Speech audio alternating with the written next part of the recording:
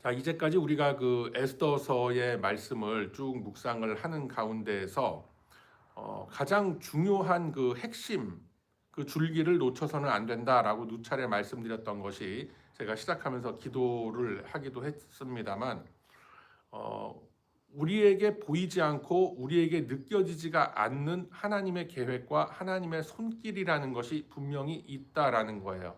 내가 그것을 인정을 하던 부인을 하건 간에 하나님께서는 여전히 우리를 주도하고 계시고 주관하고 계시고 모든 것이 합력하여 선한 것을 이루는 자리에 당신의 그 능력을 당신의 계획을 우리를 위해서 계속해서 지금 사용하고 계시다라는 것. 그리고 그것으로 인해서 결국 우리의 영원한 생명, 구원, 그리고 부활의 생명으로 인한 우리의 평안과 그 영혼의 구원과 우리 인생의 구원을 하나님께서는 친히 이루어 주시고 인도해 가고 계시다라는 것, 그것을 우리가 놓쳐서는 안 되겠더라라는 것을 항상 여러분 염두에 두시고, 또 이 에스더서뿐만이 아니라 모든 성경의 말씀을 우리가 묵상할 때에 이러한 관점으로서 하나님께서 주도하시는 역사의 흐름을 우리가 쭉 이렇게 말씀을 볼 때에 하나님께서 우리와 맺어주신 그 언약의 성취가 어떻게 이루어질 것이냐라는 것을 우리가 좀 더 큰 그림을 그려가면서 우리가 이 신앙생활, 이 신앙의 인생을 살아갈 수 있지 않나 저는 믿습니다.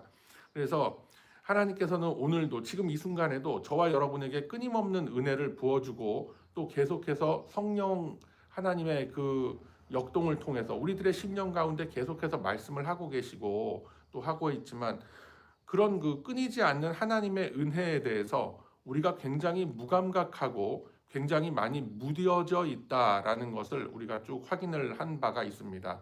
그래서 뭐 지난 시간뿐만이 아니라 우리가 항상 우리의 인생 속에서도 음, 하나님의 은혜를 우리가 처음 느끼고 하나님의 존재와 하나님께서 영으로서 존재하시면서 나와 이 시간 가운데에 함께 하시다라는 것을 우리가 좀 깨달아야 되는데, 누구나 한 번씩은 깨달은 적이 있죠. 아, 이런 게 흔히 말하는 하나님의 손길인가 보다. 이게 보이지는 않지만 역사하시는 하나님의 손길이 내 인생 속에 또 이런 일을 겪게 하시고 또 이런 일을 잘 넘기게 하시고 하는구나라는 거를 인생을 우리가 이때까지 살면서 한두 번씩은 최소한 느꼈을 거예요. 그런데 그 한두 번의 문제가 아니라 우리가 365일 24시간 계속해서 숨쉬고 살아가는 모든 순간 속에서도 하나님은 우리를 붙들고 계시고 은혜를 주고 계시지만 그것에 대해서 우리가 굉장히 무뎌져 있다라는 것. 이것을 우리가 이 새벽마다 말씀을 쭉 묵상하면서 다시금 되새길 수 있는 그런 저와 여러분이 다 되시기를 바랍니다.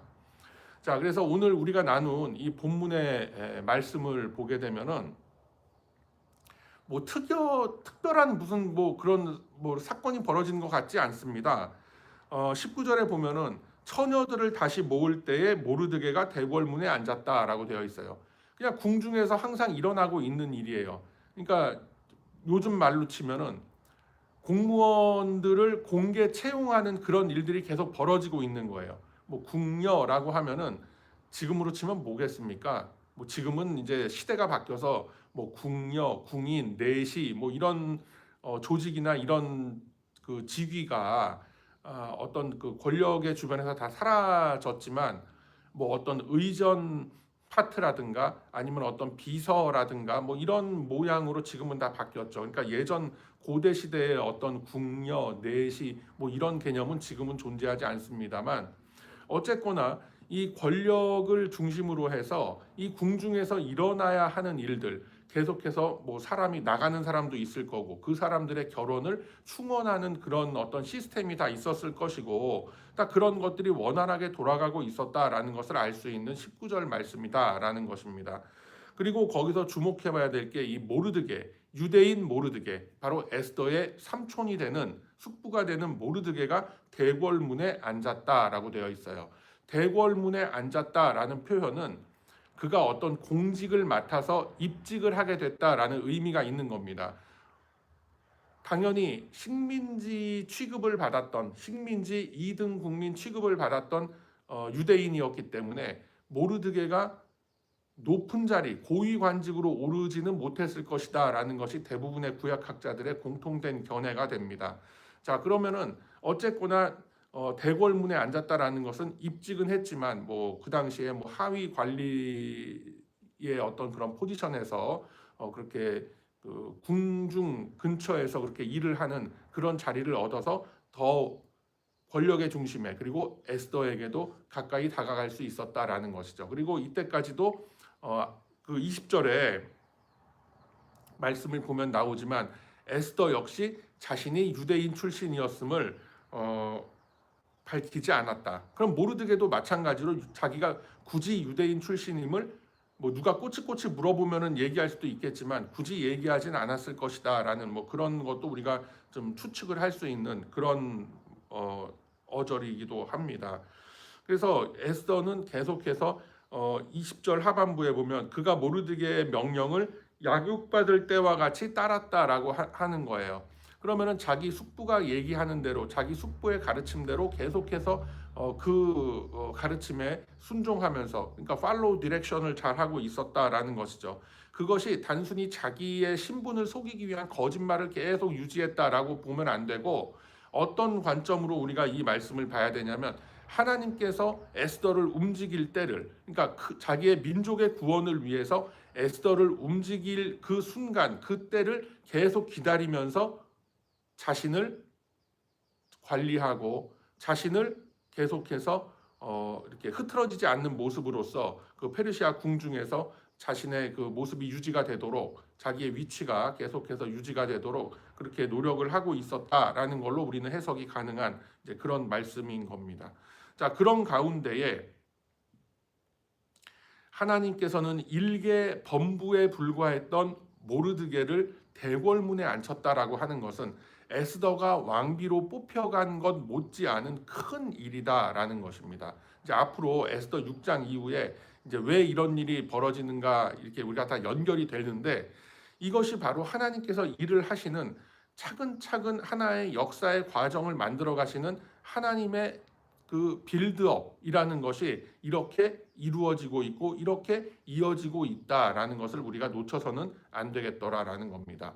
그러니까 하나님께서 하시는 일 중에 의미 없이 그냥 일어나는 일이 없어요. 아니, 왜 이런 분쟁이 일어나지? 왜 이런 분란이 일어나고 왜 이런 고난이 우리에게 닥쳐오지?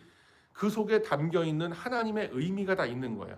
더욱 하나님을 바라볼 수 있는 어떤 자극이 되기 위해서 이런 일들을 우리에게 허락하신 그런 의미도 있고, 또 우리 안에 있는 어떤 죄악이라든가 이런 거를 다시 되돌아보게 하기 위해서 또 이런 자극적인 어떤 그런 사건들이나 일들이 우리 주변에 일어나게 되는 이런 경우가 있을 수가 있고, 그 속에서 나의 신앙의 척도가 무엇인가, 이런 고통과 이런 어떤 뭐 역경이 닥쳤을 때 내가 이것을 어떻게 대처하고 있는가라는 것을 보면서, 그러니까 이런 말씀 드리면 좀 뭐하지만 신앙의 점수가 매겨지는 거죠. 사실 신앙의 점수라는 건 없어요. 우린 전부 다 빵점짜리들이에요. 그렇지만 하나님께서 그래, 커트라인 80점인데 너 한 85점이라고 내가 쳐주고 그냥 다 내 가족으로 우리가 어덥션 해줄게 라고 해서 받은 게 우리의 신앙의 확신, 믿음의 확신, 구원의 확신이다라는 거예요. 그렇지만 내가 정말 이거밖에 안 되는 사람이었나,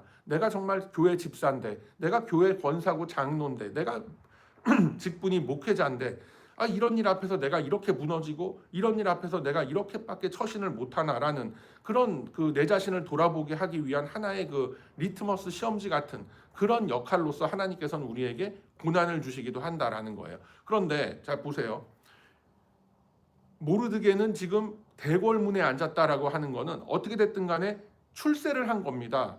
근데 그런 일들을 통해서도 자기가 잘나서, 자기가 똑똑해서, 자기가 뭐 어떤 뭐 정보를 빨리 취득을 해서 그 자리에 올라갔다라고 하는 것이 아니라, 지금 모르드게가 그 출세하기가 굉장히 어려운 사람 아닙니까?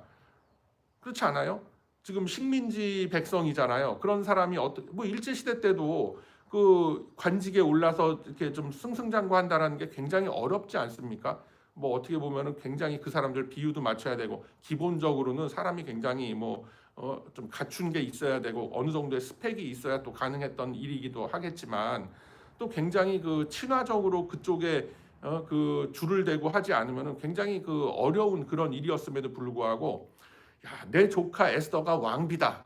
이렇게 밝히지 않았음에도 불구하고 하나님께서는 모르드게를 들어서 대궐 문 앞에 앉혔다라고. 그러니까 아주 중요한 관직에 그다지 큰 고위직은 아니었을 망정 그 관직에 앉게 했다라고 하는 거예요. 이런 게 다 보이지 않는 하나님의 손길이 하나님의 그 구원의 역사를 이루어 가시기 위해서 하나하나 빌드업을 해 가시는 그런 과정이 이런 것이다라고 우리가 볼 수가 있는 거죠. 자, 그 가운데 그렇게 해서 이제 출세를 하게 된 아하수에로 아니 모르드게가 에스더의 숙부 모르드게가 무슨 일을 지금 발견을 했느냐? 어떤 왕의 내시 두 사람 빅단과 데레스 두 사람이 왕에 대해서 원한을 품고 아하수에로 왕을 그러니까 에스더의 남편이 되죠. 암살하려는 계획을 알아내게 됩니다. 그래서 그것을 에스더에게 보고를 하고 또 이제 그 사람들을 그 나무에 달아서 처형을 하는 그런 일들이 벌어지게 돼요. 자, 그런데 여기서 우리가 이제 하나님의 보이지 않는 손길이 도대체 뭐냐? 아니 궁중에서 뭐 이런저런 하다 보면 일어날 수 있는 이런 해프닝 에피소드들이 쭉 이어지고 있는데 이게 뭐 그렇게 대단한 일이냐? 대단한 일입니다, 여러분. 이게 한 어절어절을 빼놓으면 안 돼요. 여기 보면은 21절에 왕의 내시라고 했어요. 그것도 두 사람. 왕의 내시가 어떤 사람이에요? 가장 은밀한 어떤 그런 공간까지 들어가서 다 시중을 들고 왕의 일거수일투족을 옆에서 지켜보면서 정말 말 그대로 왕이 기침 한 번 하면은 뭐 따뜻한 뭐 차라도 한 잔 딱 들이댄다든가 말이죠. 뭔가 좀 심기가 불편하다 싶으면은 벌써 다른 대신들에게 오늘 저 1시간 뒤에 회의가 잡혀 있는데 그거 취소입니다. 왕께서 별로 심기가 좋지가 않으십니다. 보고할 거 따로 서면으로 작성해서 보고하시오. 뭐 이런 역할 같은 거. 그러니까 지금으로 치면 어떤 비서의 역할 같은 이런 역할을 했던 것이 그 당시에 내시라는 거예요. 우리가 뭐 저 조선왕조실록 같은 그런 사극을 봐도 뭐 다들 이렇게 나오는 그런 거 아닙니까? 내시 뭐 참선이 뭐 누구 해갖고 항상 그 왕 앞에서 이렇게 조아리고 하는 그러니까 제가 여러분들 앞에서 항상 조아리듯이 그런 모습을 보이는 그런 역할을 하는 그런 사람들이 있어요. 그런데 뒤집어서 생각해 보세요. 그런 사람들에게 접근하는 게 쉬운 일이겠어요? 아니면 어려운 일이겠어요? 왕의 바로 최측근에서 정말 왕이 옷 갈아입는 거 정말 뭐 내가 땀이 많이 난 것 같은데 내복을 좀 갈아입어야 되겠다라고 해서 뭐 하는 궁중에 아주 은밀한 내실까지도 옆에서 이렇게 보좌하는 그런 사람들이 내신데 그 뭐 원한을 품을 수도 있겠죠. 왕이 좀 섭섭하게 했다든가. 내가 저 왕이 뭐 야근하는 동안에도 내가 옆에서 계속해서 간식도 막 채려다 주고 말이죠. 과일도 깎아주고 다 이렇게 해보고 했는데 나한테 어떻게 휴가 한 번 안 주고 뭐 어떻게 뭐 특별 수당 한 번 안 주고 이럴 수가 있느냐. 뭐 여러 가지 그런 그 원한이라든가 뭐 서름이라든가 이런 것이 다 이렇게 뭉쳐 있을 수가 있겠죠. 그런데 그런 것을 옆에서 알아낼 수 있다라는 것은 모르드게가 어떤 위치에 있기 때문에 그걸 알아낼 수가 있었겠습니까? 그러니까 여러분 이게 이제 일단 그 사극의 한 장면이라고 생각을 해보세요. 왕의 그 침실 옆에서 수종을 드는 그런 내시들이 있는데 그 내시들끼리의 어떤 은밀한 계획 이런 것을 알아냈다. 모르드게가. 그 뭐 하위 관직에 그냥 이렇게 좀 입적을 한 그런 사람이 어떻게 그렇게 왕의 은밀한 그런 부분까지도 접근해서 알아낼 수 있었을까? 자세한 내용은 우리는 모릅니다. 그렇지만 우리가 알 수 있는 건 뭐예요, 여기서? 바로 이것이 하나님의 은혜다라는 거예요. 하나님께서 보이지 않는 손으로 다 그들의 주변에 감시하는 눈을 다 감추어 주셨고 거기서 그의 그 귀를 뚫게 하셨고 지나가는 그냥 어떻게 보면 화장실에서 이렇게 뭐 잠깐 엿들은 얘기일 수도 있어요. 아니면 지나가다가 뭐 직원 식당 같은 데서 지나가는 길에 내가 도대체 왕을 내가 음식에다가 내가 청산가리라도 넣어서 독사를 해야 되겠다. 뭐 이런 어떤 지나가는 말로 툭 던진 그런 얘기들을 엿들었을 수도 있어요. 아니면 그 사람들끼리 주고받았던 어떤 대화 쪽지 같은 거를 이게 뭐 잠깐 봤을 수도 있어요. 쓰레기통에 버린 거를 쓰레기통을 비우다가 뭐지 이거 못 보던 이런 종이가 뭐 딱 펼쳐봤는데 야 우리가 언제 왕을 독살하자 뭐 이런 음모가 담긴 뭐 그런 정보를 입수했을 수도 있죠. 그렇지만 하여튼간에 그런 그 권력의 중심부에 이렇게 침입하기가 굉장히 어려운 모르드게였음에도 불구하고 그것을 알아낼 수 있고 그것을 에스더한테까지 보고를 해서 그 어떤 반란의 그런 움직임을 전부 다 초전에 전부 다 그걸 알아내서 전부 다 진압을 했다라고 하는 거는 하나님의 보이지 않는 손길이 모르드게를 붙잡고 에스더를 붙잡고 그 숙부와 조카를 이용해서 이 하나님의 백성들을 구원하고자 하는 하나님의 계획이 없었다면, 하나님의 그 일하심이 없었다면 과연 있을 수 있는 일이었겠는가라는 것을 우리가 이 역사를 보면서 알아야 된다라는 거예요. 그래서 이러한 역사들이 뻔히 우리의 인생 속에도 고스란히 적용이 된다라는 거예요. 제가 제 개인적인 간증을 너무나 하고 싶은 게 많아요, 진짜. 그런데 제가 안 하는 이유가 개인적으로도 하나님의 영광을 가릴 수 있기 때문에 안 하지만 더 솔직하게 말씀드리면 여러분들 시험 들까 봐 안 하는 거예요. 저 1997년 12월인가요? 언제 미국에 올 때, 미국에 왔다가 저는 이제 이민 생활을 멕시코에서 시작을 해서 다시 이제 미국으로 넘어온 그런 케이스인데 주머니에 300불 있었어요. 그 당시에. 그러니까 한국 돈으로 20몇만 원 정도 환전해 갖고 가지고 온 게 그게 다였어요. 그게 제 이민 생활의 시작이었어요. 그리고 뭐 하여튼 그러면서 저는 제 비즈니스 제가 간증하다 보면 이게 시간이 끝도 없기 때문에. 그런데 여러분 한번 보세요. 거의 30년 가까운 시간이 흐른 동안에 그렇게 거의 어떻게 보면은 별거 아닌 그냥 뭐 젊음 하나밖에는 무기가 없었다라고 할 만한 그런 어떻게 보면 일개 동양에서 그때 당시만 해도 사우스 코리아 그러면 뭐 이름도 없는 그런 나라였고 멕시코에서조차 무시당하는 그런 어떤 그게 한국이었단 말이에요. 지금의 어떤 뭐 무슨 K-팝이 어쩌고 K-푸시 어쩌고 말이죠. K-컬처가 어쩌고 이럴 때와는 정말 뭐 여러분 다 아시겠지만 너무나도 격세지감이 느껴지던 그런 시절이었어요. 6, 7년 전에 어떤 이 아메리카 대륙이라는 게. 그 속에서 살아남았고 직장 생활했고 비즈니스를 하면서 또 하나님의 부르심으로 인해서 이 자리까지 서서 여러분들에게 말씀을 나누는 자리에까지 있다라는 거예요. 정말 그 한때는 그 버스 탈 돈이 없어갖고 코로 몇 개가 없어갖고 정말 걸어 다닌 적도 있어요. LA 그 자바 시장에서 LA 한인타운까지, 그러니까 쉽게 얘기해서 여러분 그 저 올림픽하고 벌몬 있죠. 그 어간까지 걸어 다닌 적도 있었어요. 그때 당시에 1불인가 뭐 80몇 전인가 그랬던 거 하여튼 기억이 안 나. 그거 아끼겠다고 또는 그게 없어서 그러던 제가 지금 이 아침에 여기까지 어떻게 왔겠어요? 저희 집으로 제 이름으로 된 승용차를 타고 왔단 말이에요. 예? 여러분 이게 아무것도 뭐 사람이 살다 보면 다 그럴 수 있는 거지. 그게 아니에요, 여러분. 하나님의 은혜가 아니었으면은 이 일어날 수가 없는 그런 일이라고 저는 믿는 거예요. 하여튼 뭐 하고 싶은 얘기는 많지만 이게 전혀 뭐 여러분들에게 어떤 은혜가 되지 않는 그런 얘기가 될 수도 있기 때문에 하여튼 여기까지만 하고요. 하여튼 인생을 살아가는 모든 역사 속에 하나님의 손길이 묻어있지 않고 닿아있지 않은 순간과 그런 형상과 모습들이 전혀 없더라라는 거예요. 근데 그것을 뭐 그냥 뭐 목사님이니까 저렇게 얘기하는 거겠지, 교회니까 저렇게 얘기하는 거겠지, 그게 아니라 우리 모든 믿음의 선조들이 살아온 그 역사를 보면 그렇게 살아왔더라라는 게 성경에 기록이 돼 있고 그 성경의 기록과 같이 수많은 믿음의 조상들, 믿음의 선조들이 살아왔던 인생의 그 여정들이 그걸 다 증언을 하고 있는 거예요.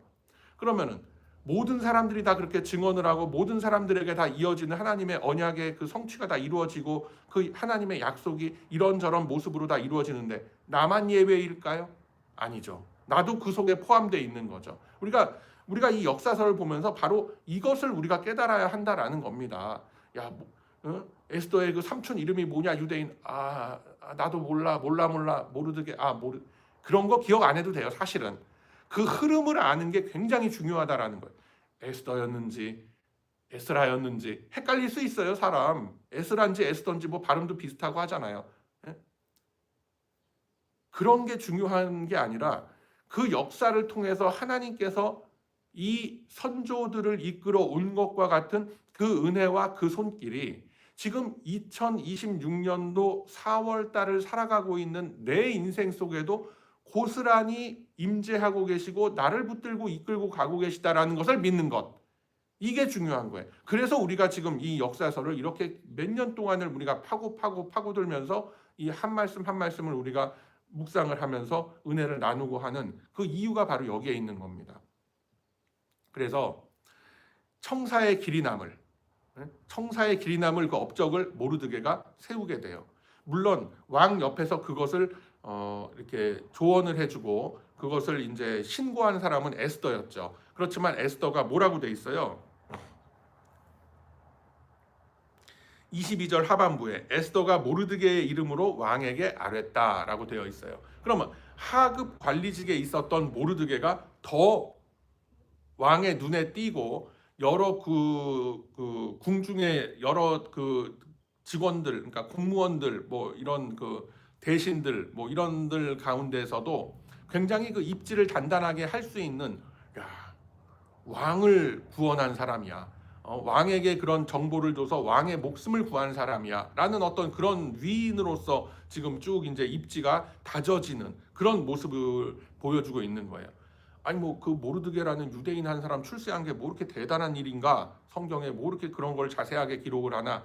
그것으로 인해서 그 속에 다시 얘기하지만 하나님의 빌드업이라는 것이 구원을 위한, 이스라엘 구원을 위한 하나님의 빌드업 과정이 계속 거기서 쌓여가고 있다라는 것을 우리가 놓쳐서는 안 되기 때문에 성경 말씀에도 이렇게 돼 있는 거예요. 그래서 왕후 에스더가 자기의 숙부를 또 이렇게 싹 올림으로 인해서 점점점 이 두 사람의 그 궁중에서의 위치도 가까워지게 되고 더 하나님의 그 계획에 더 크게 쓰임을 받는 자리로 점점 나아가고 있더라라는 것입니다.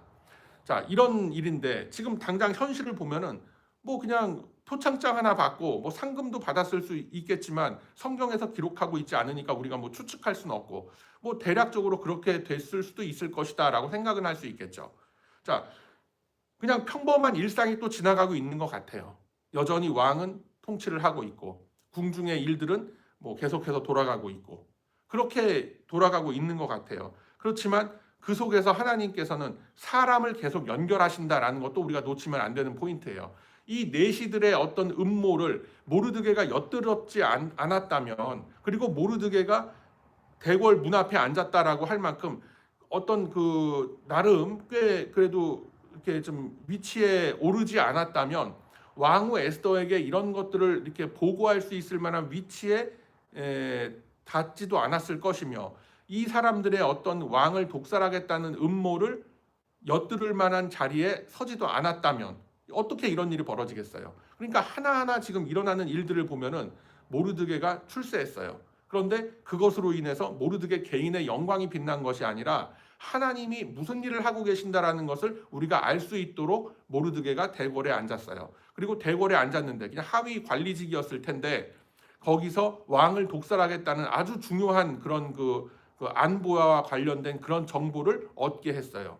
그리고 그런 정보를 혼자만 알고 있으면 더 이상의 어떤 유용 가치가 없잖아요. 그런데 그거를 왕후 에스더에게 보고할 수 있는 자리까지 올라갔어요. 이 세 사건들이 평범한 일상 같지만, 궁중에서 뻔히 일어날 수 있는 일들 같지만 이게 우연의 일치일까요? 아니죠, 여러분. 이게 하나님의 손길인 거예요. 하나님께서 이렇게 역사를 하시는 거예요. 그래서 역사를 주도하시고 이끌어 가시는 바로 이 하나님의 손길이 저와 여러분도 동일한 손길로 이끌어 가신다라는 걸 여러분 꼭 믿으시기를 바랍니다. 자, 하나님께서 이렇게 역사를 쭉 이끌어 가신다라는 걸 제가 계속해서 반복해서 말씀드리는데, 한번 여러분 야곱의 인생을 한번 보세요. 야곱, 에서와 형과 얼마나 트러블이 있었어요. 외갓집으로 도망가게 되죠. 외삼촌 라반의 집으로. 제가 어저껜가 그 아침 묵상에 보내드린 그 대목이 그거예요. 창세기 30장의 그 대목인데 7년을 속아서 라헬을 연모했는데 레아와 혼인을 하게 되고, 그럼 라헬과 혼인하기 위해서는 또 7년을 또 일해야 돼. 14년을 그냥 무임금으로 그렇게 노동을 한 거예요. 삼촌 집에서. 자기 거는 아무것도 없어요. 그런 와중에서 이제 뭐 먹고 숙식은 제공이 됐겠죠. 뭐 삼촌 조카라고 해갖고 뭐 일꾼으로서. 거기서 이제 자식들이 계속 태어나요. 요셉이 태어나요. 요셉이 거의 막내 아닙니까? 베냐민 그 위에. 그렇게 되니까 이제 가장으로서의 책임도 느끼게 되고 여러 가지 이제 뭐 나중에 딸린 자식들도 이렇게 있는데 언제까지나 더부살이 해야 되는가. 그런데 가진 건 아무것도 없어요. 14년 동안 뼈 빠지게 일만 했지. 그래서 삼촌한테 가서 얘기를 하죠. 삼촌, 나도 이제 한몫 잡아서 이때까지 내가 일한 것도 있고 나 이제 고향으로 돌아가야 되겠습니다. 그러니까 아버지 누구예요? 이삭이죠. 형, 에서. 그런 가족들이 있는 그 땅으로 나 지금 돌아가고 싶습니다. 삼촌이 뭐라 그래요? 야, 조금만 더 참고 일을 하면 너도 더 큰 이런 거를 얻을 수 있게 내가 다 이렇게 해줄 터이니 너 한번 조금만 더 열심히 일하면은 너도 큰 부를 갖고 갈 것이다. 담언이설이에요, 사실은. 그런데 거기서 하나님께서 지혜를 주시고 하다 보니 이제 양떼를 몰고 냇가로 가서 아롱진 양떼들은 자기 걸로 삼고 또 뭐 이렇게 그런 사건들이 벌어지지 않습니까? 그래서 거기서도 6년이라는 시간을 어떻게 보면은 기다렸어야 되는 거예요.